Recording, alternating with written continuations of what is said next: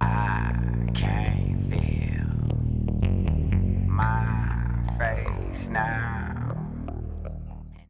The tech was sort of stumbled upon in the 50s. The analogy I love to use is like, if you know Powerpuff Girls, if you watch that show, the professor spills Agent X and then like creates the Powerpuff Girls. Vincent Schaefer spilled dry ice and silver iodide into his cloud chamber and realized that ice crystals formed, and then decided, well, I got a plane. I'm just going to start hucking this out of the back of my plane over a local cloud. And he did, and it snowed in northern New York. We started doing hail suppression over crops all throughout the interior of the United States. We did precipitation enhancement in areas that needed more rain. We even did something which was incredible called Project Storm Fury, where we took all of our leftover bombers and we had something called the U.S. Weather Modification Bureau. And in collaboration with the Air Force, we'd fly out over the Atlantic, release this chemical, condense the water vapor in the clouds, get that water out of the clouds, release the latent heat in the water, expand the radius of the hurricane, ultimately mitigate the damage done by them on the eastern seaboard. Who the hell is this dude? He looked like he's from the time, but he got a dang smartwatch on, and he's talking about what they used to do back in the day. Like, who is this dude, and what is he talking about?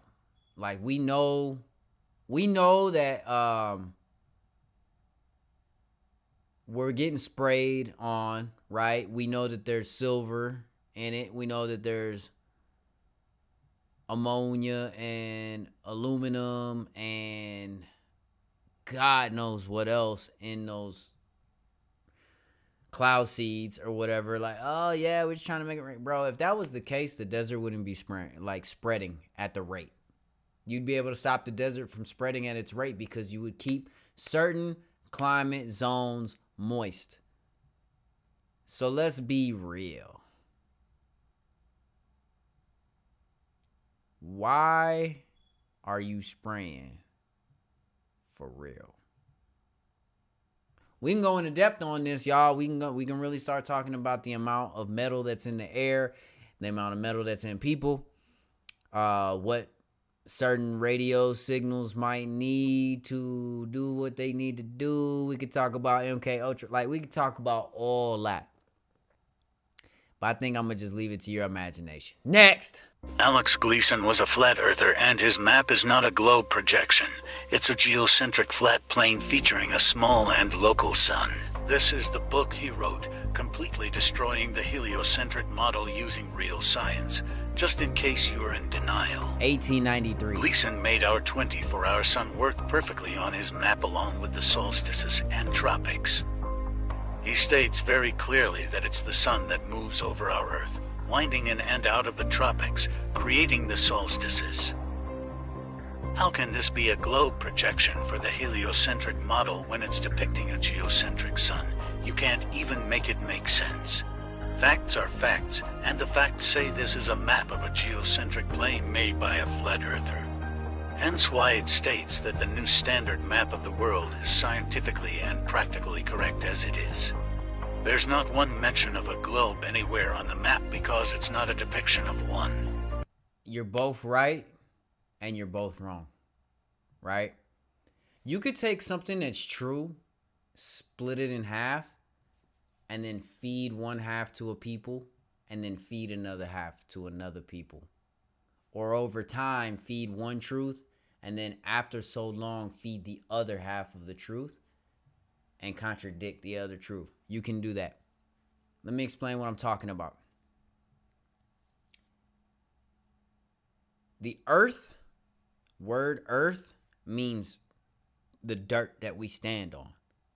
That being flat, I absolutely believe that's flat. Call me crazy. The world that we live in is in a globe. It is globe shaped. Like when you get a globe, like a snow globe, is it like this giant marble? No, bro. It has a flat plane on the inside of it, and it has a dome over it. And God separated the waters from the waters with the firmament. If you don't know, then you don't know. It's so important to understand some of this stuff, though, because think about what it would do for you if we were in a globe, really, in some random marble spinning 1,000 miles an hour, orbiting some star at what is it, like some odd 1,000 miles an hour, whatever. And then that star be orbiting a black hole at some odd 1,000, 100,000 miles of an hour in a vast amount of space where other marbles like yours could possibly exist. You would no longer be significant. Your existence at that point is insignificant. You don't matter. You don't matter. So then whatever's going on your little marble, you'll just go along with it. Because it doesn't matter. Nothing would matter. Let me tell y'all something that happened to me. This flat earth stuff started to come up, bro, and too many things started popping up. I started reading deeper on part of the Genesis in the Bible that was like telling, basically saying this is how the world is shaped, da-da-da-da-da. Flat earth started making too many good points. The way that airlines travel, the way that the sun rotates, all the stuff that was talking about in this video. And it blew my mind, bro. I'll never forget when it happened. I was with my homeboy E when it happened. And I was just fed up. I couldn't take it no more, bro. There's too much information now that I've done absorbed that I can't go back to understanding and believing the things that I believed before that point. And it took me a while, bro. It took me 2-3 years to come back from that and be like, okay, I'm ready to absorb more information. Because my sense of truth was blown away because now I became significant. I became significant because I'm in this universe at the center. There was no other stuff outside of this. And if just the other people that were part of it could just get a grip and work together. Bro, the fact that we have war on Earth is insanity. It's insane. If you knew for a fact, flat earth was a thing, there'd be no war. There'd be no war. That shit only exists on a globe, bro. That shit only exists in a scenario where some other species is gonna have to break through the clouds and show you some imminent threat to bring you together type shit. Because if you realize that you are what you got, you ain't gonna argue with yourself in the way that you gonna start killing yourself off no more, bro. The powers that be are crazy. And I said it before. I don't know if it was in this video or if it was in the last video. But whoever's here is here, bro. So whoever's got you fighting against your brother, against your sister, against yourself, against your mother, your father, your uncles, your nieces, and your nephews, your cousins, whoever's got you fighting against your own fucking ancestors has got you tied up, bro. And you need to cut that shit out. Stop, bro. And how hard is it to be in the military and just be like, fuck you. I'm not doing it. I'm not doing it. Y'all done gave them the means now. This is what blew me up, too. You gave them the means. I'm going to go on a rant. So if you ain't ready to listen to a rant, skip to the next shit. And if you want to rant with me, let's rant, dog. Let's rant. Biden said something about Americans can't use guns. You can't use an AR against the F-18 fighter jet or something like that. Bro, we need to do a video on that. We need to do a video on that because why would you say that? Are you thinking about doing that? You thinking about using military equipment against your own people? Is that what you're doing, bro? Because nobody said that. Nobody brought it up. So what are you talking about? And they just brushed over. I can't believe he even said that.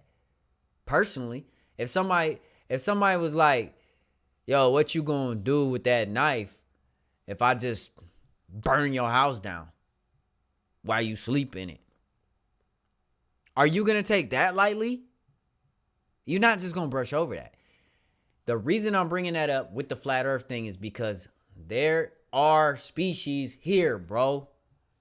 It says it. There was fallen angels, and they replicated. They had children with the women on the planet, dude. They're here already. Like, they've been here. Incognito. Come on, dog. If it was a flat earth, we'd be significant, and therefore you would be uncontrollable.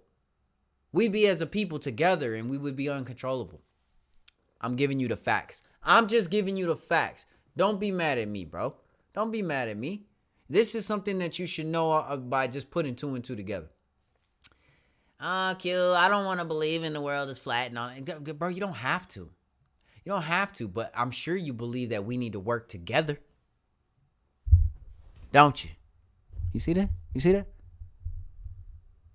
We need to work together. New era. I'm feeling quite bad, so take another talk.